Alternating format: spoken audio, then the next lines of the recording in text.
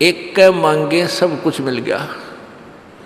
जब परमात्मा आपको भक्ति देगा तो भक्ति बख्शीश कर दी, तो भक्ति में जो भी चीज बाधक होंगी, जिसके कारण टेंशन बनकर भक्ति बाधक बनेगा, तो उस टेंशन को एडवांस में आपकी खत्म करता चलेगा भगवान। इसका उदाहरण देते हुए परमात्मा कहते हैं कि मांगू कुछ थिर ना रहाई, देखत नैन चला जग जाई,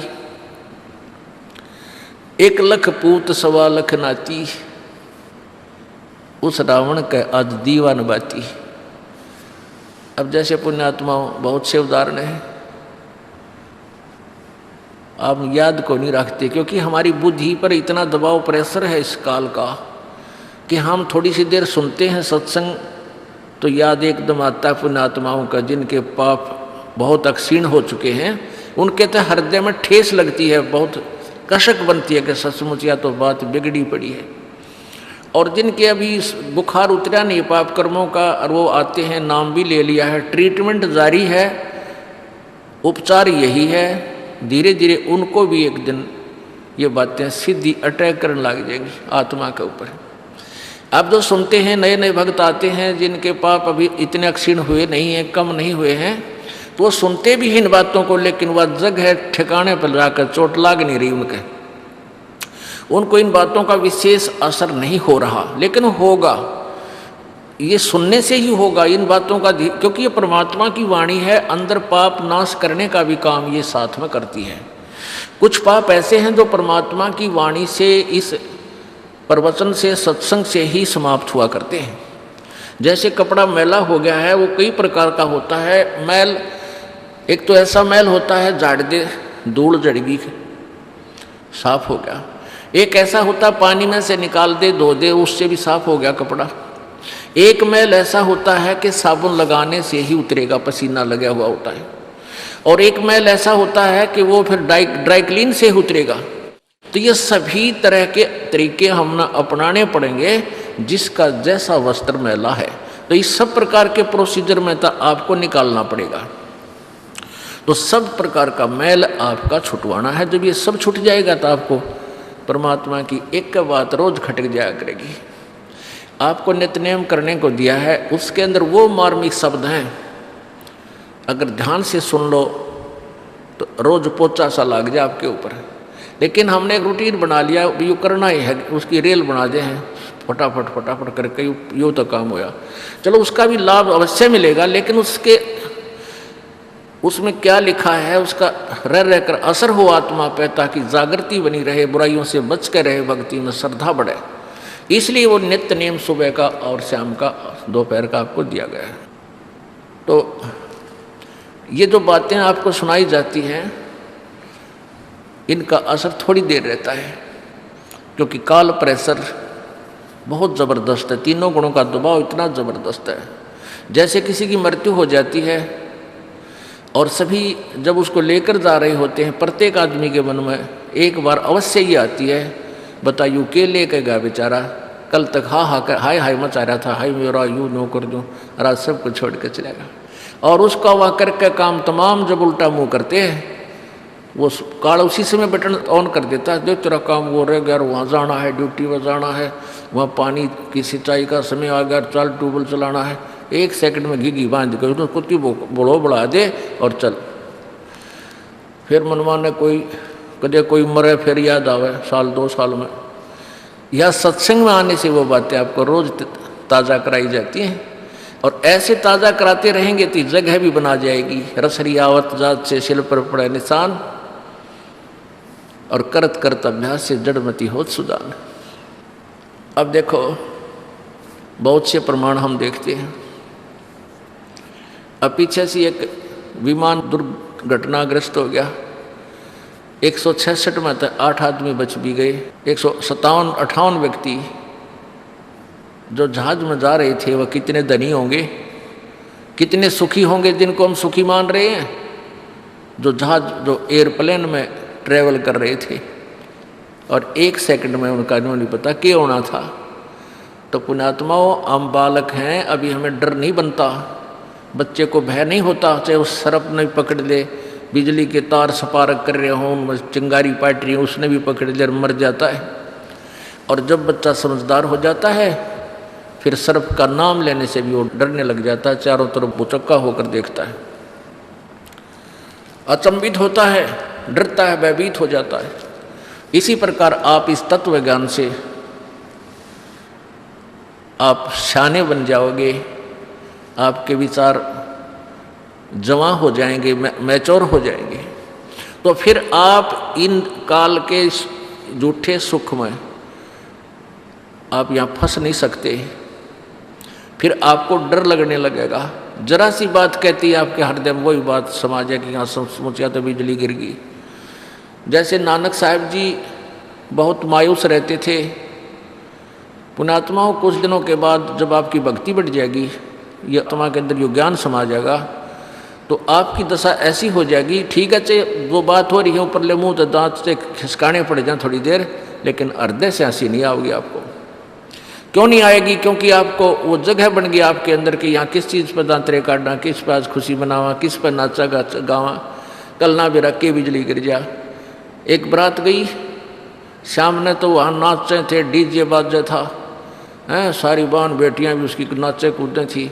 रोहतक से चले थे कलानौर जा करके, एक्सीडेंट हो गया, वो दूल्हा भी मर गया और 15-20 और आदमी मर गए, यानी उसमें कम से कम 15-16 आदमियों की मृत्यु होगी। जब तक वो नाच रहे थे, डीजे बाजे थे, फिर देखो कि क्या हो रहा था उसके घर में। तो पुण्यात्माओं ठीक है, ब्याह शादी भी करनी है, पर इन बकवादों की क्या आवश्यकता है जो हम बकवाद करते हैं, बेमतलब का पैसा बर्बाद करते हैं, शराब पीते हैं, दूसरे पर दहेज लेते हैं, अपने कर्म फोड़ते हैं, जहर खाते हैं वो दूसरे का पैसा लेकर के। इसी करके हम ना धनवान हो पा रहे, ना सुखी हो पा रहे। इंसान वही सुखी होगा जो अपने पैरों पर खड़ा होकर भगवान के अतिरिक्त किसी से आगे हाथ नहीं फैलावे। वो इंसान है, वो संत है, वो भक्त है, और वही सुखी होगा। नहीं तो ये फिर लेन देन बना ही रहेगा। और पीछे बताया था आपको, आंध्र प्रदेश का वो मुख्यमंत्री हेलीकॉप्टर में जा रहा था, हेलीकॉप्टर पता नहीं कित मेरा पड़ा जाके, 3 दिन तो उसकी लाश नहीं मिली, जंगल में पड़ गया, कितना ढूंढा भी ना पाया। और कितनी उमंग थी उसकी, कितनी आशाएं थी, क्या करूँगा, ऐसे करूँगा, वैसे करूँगा, ना जाने कितना दुखी कर रहा होगा। और फिर उसकी 92 कुत्ता कौव्या लाश खाई उसकी। पुण्यात्माओं भगवान से डर कर रहना पड़ेगा। जो भगवान से नहीं डरते वो बालक है, नादान है, उनको बहुत भयंकर पीड़ाओं का सामना करना पड़ेगा। मंगोलिया देश का एक पूरा कैबिनेट, उसमें 97-98 व्यक्ति एक के जहाज में जाओ थे किसी और का दुख व्यक्त करने के लिए, और सारे एक के जहाज में एक कब्र में मर गए। हाय हाय। और बाकी बच रहे हैं। मैंने सोचा भाई तुम लूट लो, लूट। परमात्मा कहें लूट सको तो लूटियो, या राम नाम की लूट, पीछे फिर पछताओगे, प्राण जहांगे छूट।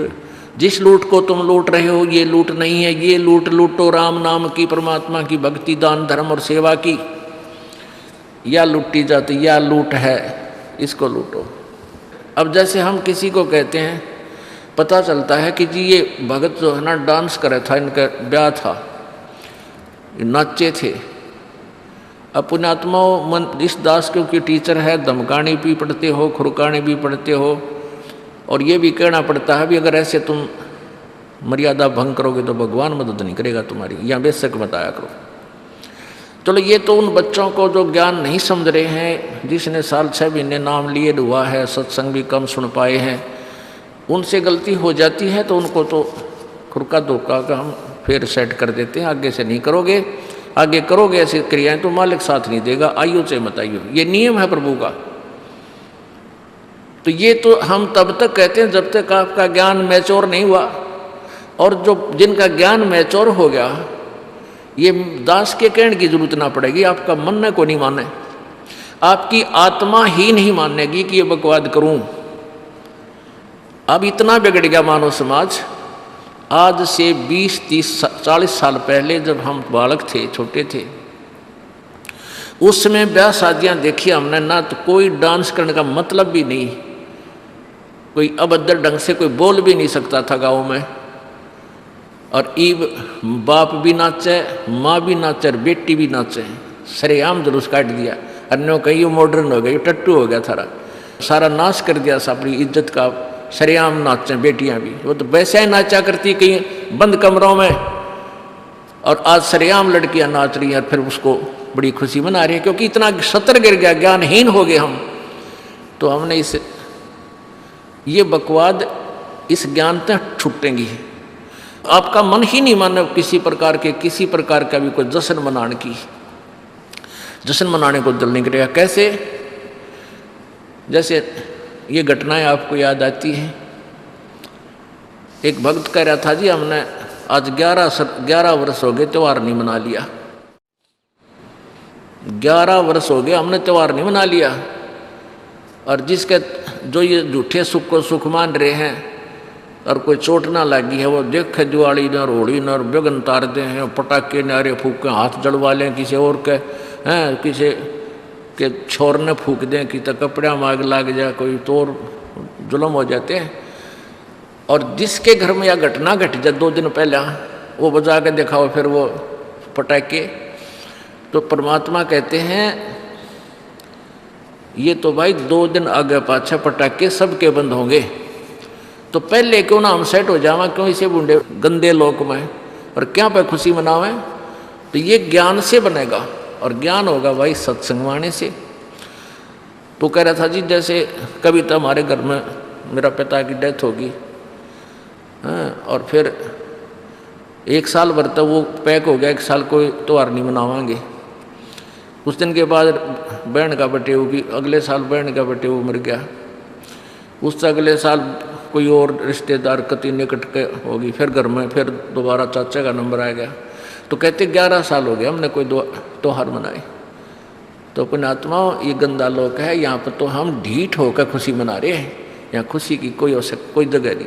जैसे एक परमात्मा कहते हैं बेटा जाया खुशी हुई और खूब बजाए थाल, ये तो आना जाना लगा हुआ है जो कीड़ी का नाल।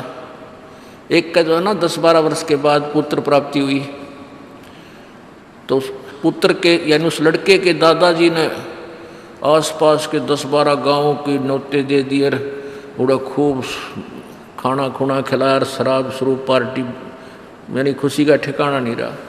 1 वर्ष के बाद वो पोता मर गया, अब टक्कर मार रहा है वहाँ पर, मना ले खुशी क्या की मनावे। तो नानक साहब जी ऐसे संत महापुरुष थे, भगत जन वहाँ आते थे, उनके विचार सुनते थे, लेकिन वो जैसे साधु संत ऐसे रहते हैं जैसे इसका कुछ गुम हो गया, जैसे ये बीमार है, इसको कोई तकलीफ है, उसको तकलीफ नहीं होती। कबीर परमात्मा के अपने आप उदाहरण देकर कहते हैं कि कबीरा वैद बुलाइया पकड़ के देखी बाँ, और वैद न वेदन जाने ही मेरा करक कलेजे माँ।